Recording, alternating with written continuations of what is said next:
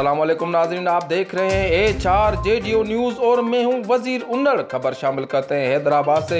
10 दिसंबर आलमी दिन बरा इंसानी हुकूक। आज human right justice and defender organisation की तरफ से SSP चौक से लेकर हैदराबाद प्रेस क्लब तक रैली निकाली गई। रैली की सरबराही chairman human right justice and defender organisation Abdul Wahab Abbasi, Munawar Ali Barish, Samreen Mirza, Asma Abro, Bilal Malla, Hasnain Abbasi, Saleem Palari, Ghulam Ali Jiskani, Taj Haider Dars, Aftab Chand Ahmed Soomro, Rizwan Soomro, doctor Daniyal Lemu Hajano और मेंबरान और अहदेदारों ने शिरकत की। रैली का मकसद अक़वामी मुत्तहिदा के उस चार्ट को याद करना है जिस पर पूरी दुनिया बगैर किसी फर्क के इंसानियत की खिदमत करे और तमाम इंसान ज़ात को तहफ़्फ़ुज़ और हुकूक दे।